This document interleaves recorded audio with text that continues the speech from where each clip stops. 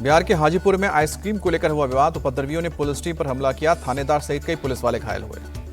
हाजीपुर के कौवा चौक पर आइसक्रीम खाकर पैसे नहीं देने पर शुरू हुआ था विवाद। पुलिस के पहुंचने पर उपद्रवियों ने गाड़ियों में तोड़फोड़ की। पुलिस वालों से एक छोटा और एक बड़ा हथियार छीनकर भी फरार हुए। हंगामे के बाद मौके पर पहुंची पुलिस के आला अधिकारी। भारी तादाद में पुलिस फोर्स तैनात। पूरा इलाका छावनी में तब्दील। उपद्रवियों की तलाश जारी। महाराष्ट्र के भिवंडी में कपड़े की रंगाई करने वाली फैक्ट्री में लगी भीषण आग। देखते ही देखते आग ने पूरी फैक्ट्री को अपनी चपेट में लिया। हादसे में किसी तरह की जनहानि की खबर नहीं। बड़े पैमाने पर नुकसान की आशंका। मौके पर पहुंची दमकल की गाड़ियों ने कड़ी मशक्कत के बाद काबू पाया। आग लगने की वजह जारी। श्रीनगर के हजरत बल दरगाह में राष्ट्रीय चिन्ह अशोक स्तंभ का अपमान। पुलिस ने आरोपियों की शिनाख्त का दावा किया। ईद ए मिलाद के बाद होगा एक्शन। हजरत बल दरगाह के रेनोवेशन के बाद उद्घाटन शिलापट पर लगे अशोक स्तंभ पर उपद्रवियों ने हंगामा किया था। मस्जिद में मूर्ति लगाए जाने का विरोध करते हुए राष्ट्रीय चिन्ह को तोड़ा था। जम्मू कश्मीर वक्फ बोर्ड की अध्यक्ष दरबख्शा अंद्राबी ने राष्ट्रीय चिन्ह के अपमान पर जताई नाराजगी। उपद्रवियों को दहशतगर्द बताते हुए सख्त कार्रवाई की मांग की। ऑपरेशन सिंदूर पर army chief general Upendra Dwivedi का बड़ा खुलासा। 10 मई को नहीं खत्म हुआ था ऑपरेशन सिंदूर, 16 मई तक चलता रहा। पाकिस्तान को सता रहा था पीओके के जाने का डर। सेना प्रमुख ने ऑपरेशन सिंदूर पर एक पुस्तक के विमोचन के दौरान बताया कि पाक सेना का मैसेज इंटरसेप्ट हुआ है। पाकिस्तानी जनरल ने पोस्ट छोड़कर मुजफ्फराबाद भागने की बात की। गोरखपुर में national security challenges before India programme में सीडीएस अनिल चौहान ने बताया, ऑपरेशन सिंदूर के दौरान सेना को योजना बनाने और टारगेट चुनने की पूरी आजादी थी। सीडीएस अनिल चौहान ने चीन के साथ सीमा विवाद को सबसे बड़ी चुनौती बताया। कहा कि पाकिस्तान की प्रॉक्सी वॉर स्ट्रेटेजी दूसरा बड़ा चैलेंज है। पाकिस्तान को लेकर सीएम योगी की भविष्यवाणी। कहा कि जल्द खत्म होने वाला है पाकिस्तान का वजूद, अंदर से पूरी तरह खोखला हो गया है। अमेरिका के राष्ट्रपति डोनाल्ड ट्रंप ने एक बार फिर से भारत पर 50% टैरिफ लगाने के लिए रूस से तेल खरीद को बताया है वजह। पीएम मोदी के साथ अच्छे रिश्ते की भी दुहाई दी। राष्ट्रपति ट्रंप ने पीएम मोदी को एक महान प्रधानमंत्री और नेता बताया। कहा कि इस वक्त वो जो कर रहे हैं मुझे पसंद नहीं है, लेकिन भारत और अमेरिका के बीच बेहद ही खास विशेष संबंध है और इसको लेकर कोई चिंता की बात नहीं है। बिहार बीड़ी विवाद पर सियासत तेज हुई। बीजेपी नेता रविशंकर प्रसाद बोले, और कितना गिरेगी कांग्रेस, बिहारियों की अस्मिता पर प्रहार बर्दाश्त नहीं। डिप्टी सीएम सम्राट चौधरी बोले, कांग्रेस का असली चरित्र उजागर हुआ है। कांग्रेस के बयान से तेजस्वी का किनारा। कहा कि कांग्रेस की बीड़ी पोस्ट का समर्थन नहीं करते। बिहार बीजेपी अध्यक्ष ने कहा कि बिहारियों को छोटा दिखाना कांग्रेस की तो आदत है। अखिलेश यादव बोले, मैं बीड़ी के खिलाफ एक शब्द नहीं बोलूंगा। हमारे यहाँ बीड़ी से 3 करोड़ लोगों को रोजगार मिला है। एनडीए में सीट बंटवारे से पहले उपेंद्र कुशवाहा का शक्ति प्रदर्शन। पटना के मिलर ग्राउंड में की महारैली। उपेंद्र कुशवाहा की जेडीयू को सलाह, समय रहते नीतीश कुमार का उत्तराधिकारी चुन लें। तेज प्रताप यादव बोले, मेरा आरजेडी से कोई वास्ता नहीं है, महागठबंधन के लोग मेरे साथ आ रहे हैं। उत्तर प्रदेश के कांग्रेस के अध्यक्ष अजय राय ने जीएसटी सुधारों पर कहा कि हमारे नेता ने बहुत पहले ही कहा था कि जीएसटी जनता को परेशान करेगी। उत्तराखंड के रुद्रपुर से सिटी क्लब में कांग्रेस नेताओं के 2 गुटों में भिड़ंत हुई। जिला अध्यक्ष और नगर अध्यक्ष के चयन के लिए रायशुमारी के दौरान जमकर चले लात और घुसे। जोधपुर में आरएसएस की बैठक का आज दूसरा दिन। 3 दिवसीय बैठक में संघ प्रमुख मोहन भागवत सहित 32 संगठनों के पदाधिकारी शामिल हुए हैं। जमीयत उलेमा हिंद के अध्यक्ष मौलाना महमूद मदनी ने मोहन भागवत के बयान का समर्थन किया। कहा कि ज्ञानवापी जैसे कई मुद्दों पर बातचीत कर सकते हैं। मौलाना मदनी के बयान का बीजेपी ने किया स्वागत। कहा कि अच्छी बात है कि वो ज्ञानवापी मथुरा और काशी पर चर्चा को तैयार है।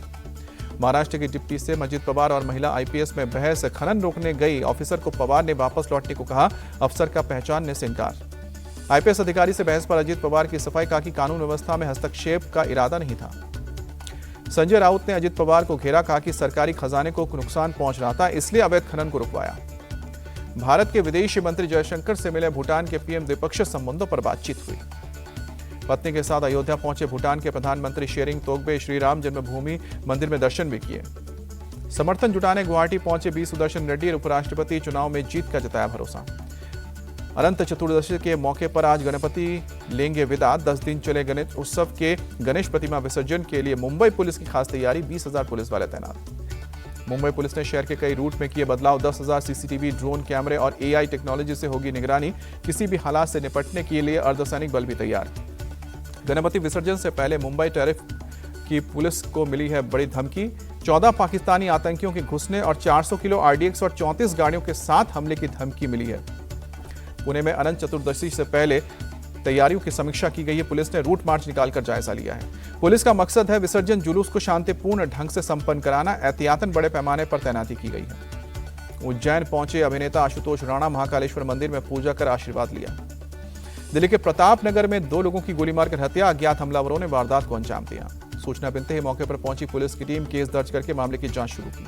पश्चिम बंगाल में कूच बिहार के मैखलीगंज में एक युवक के पास से मिले 10 और 100 के 2 पाकिस्तानी नोट, स्थानीय नोट बदलने वाले कारोबारी से पूछताछ कर रही है पुलिस।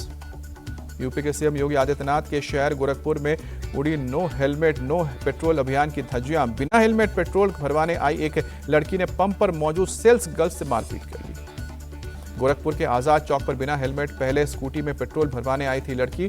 पंप पर मौजूद सेल्स गर्ल के मना करने पर उसके साथ मारपीट की मौके से फरार हुई। राजस्थान के झालावाड़ में पेट्रोल पंप स्टाफ पर फायरिंग के आरोप में एक महिला सहित 3 आरोपी गिरफ्तार। मुख्य आरोपी विक्की यादव फिलहाल फरार। पेट्रोल पंप स्टाफ के मुताबिक शुक्रवार को पेट्रोल देने में देरी होने की वजह से विक्की यादव ने फायरिंग की थी। बाद में साथियों के साथ आकर मारपीट और धमकी भी दी। राजस्थान में बूंदी के देवपुरा में सरकारी रोडवेज पर एक बेकाबू बस ने 2 युवकों को मारी टक्कर। एक की मौके पर मौत हुई, दूसरा गंभीर रूप से घायल हुआ। पुलिस ने कोटा से बूंदी आ रही रोडवेज की बस के ड्राइवर और कंडक्टर को हिरासत में लिया है। हादसे में मारे गए युवक की शिनाख्त की कोशिश की जा रही है। हरियाणा के नूह में एक जौहरी की बहादुरी से लूट की कोशिश नाकाम हुई। घायल होने के बावजूद जौहरी ने एक बदमाश को पकड़ा, एक भागने में कामयाब रहा। आसपास के दुकानदारों ने बदमाश की जमकर पिटाई की। घायल जौहरी अस्पताल में भर्ती, पुलिस अब दूसरे की तलाश कर रही है। मध्य प्रदेश के सागर में भड़काऊ नारेबाजी। ईद मिलाद के जुलूस के दौरान सर तन से जुदा के नारे लगे। यूपी के सिद्धार्थ नगर में भी लगे सर तन से जुदा के नारे। हिंदू संगठनों ने की शिकायत, ईद मिलाद पर निकाला गया था जुलूस। कानपुर में मुस्लिम समाज के लिए लगाए गए साइन बोर्ड पर हंगामा। हिंदू संगठनों ने जताया ऐतराज, कहा कि नई परंपरा की शुरुआत कर रहे हैं मुस्लिम। हरिद्वार में भी ईद मिलाद के जुलूस के दौरान हंगामा। आमने सामने आए हिंदू संगठन और मुस्लिम समाज। देवरिया में धर्मांतरण और यौन शोषण का मामला। लड़की ने मॉल के मालिक और परिवार पर लगाया आरोप। मॉल के मालिक उस्मान ने आरोपों को खारिज किया, कहा कि हमारे यहाँ हिंदू मुस्लिम सभी भाई बहन की तरह काम करते हैं। गुजरात के सूरत में एक महिला ने 13वीं मंजिल से पहले अपने बच्चे को फेंका, फिर खुद भी कूदकर जान दी। पुलिस को महिला के पास से सुसाइड नोट बरामद हुआ। बागपत में दिन दहाड़े हाईवे पर युवक का मर्डर। कार सवार बदमाशों ने पहले बाइक को टक्कर मारी, फिर नीचे उतरकर गोलियों से भूना। गाजियाबाद के मुरादनगर में हाई वोल्टेज ड्रामा। टक्कर के बाद स्कूटी सवार महिला ने कैब ड्राइवर को हेलमेट से पीटा। फिरोजाबाद के शिकोहाबाद में टायर फैक्ट्री में भीषण आग। 5 किलोमीटर दूर तक दिखी आग की लपटें। महाराष्ट्र के अकोला में व्यापारी की हत्या मामले में क्राइम सीन का रिक्रिएशन किया गया। पुलिस ने 20 शहर में हथकड़ी लगाकर आरोपियों की परेड निकाली। राजस्थान के अलवर में पुलिस वाले का भाई ही निकला ऑनलाइन ठग। पुलिस ने किया अरेस्ट। महाराष्ट्र के वाशिम में तेज रफ्तार का कहर। बस ने साइकिल सवार स्टूडेंट को मारी टक्कर, छात्र की मौके पर ही मौत। छत्तीसगढ़ के अबूझमाड़ में एनकाउंटर, एक नक्सली ढेरे। तेलंगाना के महबूबाबाद में यूरिया को लेकर मारामारी। किसान सेवा केंद्र पर महिलाओं ने एक दूसरे को पीटा। पंजाब में बाढ़ प्रभावित इलाकों का दौरा कर रहे सीएम भगवंत मान की तबीयत बिगड़ी। मोहाली के फोर्टिस हॉस्पिटल में भर्ती किए गए। सीएम भगवंत मान को पिछले 2 दिन से बुखार और पेट में इंफेक्शन की शिकायत थी। अस्पताल में डॉक्टर्स ने उन्हें हार्ट रेट लो बताया। बाढ़ प्रभावित राज्यों का दौरा करेंगे प्रधानमंत्री मोदी। बाढ़ से हुए नुकसान और राहत और बचाव के काम का जायजा भी लेंगे। राष्ट्रपति द्रौपदी मुर्मू ने देश में आए प्राकृतिक आपदाओं पर चिंता जताई है, कहा कि हम सब मिलकर चुनौतियों का सामना करेंगे। दिल्ली के मंत्री कपिल मिश्रा ने पुरानी यमुना पुल के पास बाढ़ प्रभावित इलाकों का दौरा किया। पीड़ित लोगों से मिलकर हाल भी जाना। कपिल मिश्रा ने कहा कि अधिकारी और डॉक्टर मौके पर मौजूद हैं। बोले, मैं खुद रिपोर्ट ले रहा हूं। दिल्ली के मयूर विहार इलाके में राहत शिविरों में रह रहे बाढ़ प्रभावित लोग, खाने पीने का किया गया पूरा इंतजाम। यमुना का जलस्तर बढ़ने से नदी किनारे के इलाके में बाढ़ जैसे हालात बने। प्रशासन की पूरे हालात पर नजर। दिल्ली के ग्रेटर कैलाश में 40 साल पुरानी दीवार गिरी, 5 गाड़ियां दबी, एक ड्राइवर को चोट लगी। यमुना नदी का जलस्तर बढ़ने से नोएडा के सेक्टर 135 में बाढ़ जैसे हालात बने। सामान लेकर सुरक्षित जगहों पर जाने को मजबूर हुए लोग। अंबाला में भारी बारिश से कई इलाकों में जल भराव हुआ। लोगों को आवाजाही में हो रही परेशानी। दुकानों और घरों में भी घुसा बारिश का पानी। कुछ जगहों पर घुटनों से ऊपर तक जल भराव। पंजाब में बाढ़ पीड़ितों को राहत पहुंचाएगी दिल्ली सरकार। दिल्ली सरकार और बीजेपी प्रदेश कमेटी करेगी मदद। बाढ़ बारिश के चलते हरियाणा में फसलों को भारी नुकसान पहुंचा। सीएम नायब सिंह सैनी बोले, पोर्टल पर किसान अपने नुकसान की शिकायत दर्ज करा सकते हैं। अखनूर और जम्मू के गांव को जोड़ने वाला पुल बहा। एनडीआरएफ ने चलाया रेस्क्यू ऑपरेशन। उत्तराखंड के सीएम पुष्कर सिंह धामी का बयान, बाढ़ बारिश और लैंडस्लाइड के चलते अब तक 5700 करोड़ रुपए का नुकसान हुआ है। हिमाचल के मंडी में सीएम ने बादल फटने और बाढ़ से नुकसान का भी जायजा लिया। कहा कि आपदा पीड़ितों की मदद के लिए कोई कसर नहीं छोड़ेंगे। मध्य प्रदेश के लिए भारी बारिश का अलर्ट जारी। आईएमडी ने 7 सितंबर तक के लिए चेतावनी दी है। लोगों को सावधानी बरतने की सलाह दी है। राष्ट्रपति ट्रंप ने अमेरिका के रक्षा मंत्रालय का नाम बदलकर युद्ध मंत्रालय करने की एग्जीक्यूटिव ऑर्डर पर साइन किया। अमेरिकी सेना की ताकत को दुनिया के सामने पेश करना बताया मकसद। भारतीय विदेशी मुद्रा भंडार में 3 अरब 51 करोड़ डॉलर की बढ़ोतरी। 29 अगस्त को खत्म हुए हफ्ते में 694 अरब 23 करोड़ डॉलर तक पहुंचा विदेशी मुद्रा भंडार। नोएडा और ग्रेटर नोएडा से आईजीआई एयरपोर्ट के लिए लग्जरी बस सेवा की शुरुआत की गई है। जीएमआर ग्रुप ने फ्लिक्स बस के साथ की है ये साझेदारी। यात्रियों की सुविधा के लिए बस की शुरुआत की गई है। नोएडा सेक्टर 16 से परी चौक के बीच होंगे कुल 6 स्टॉप।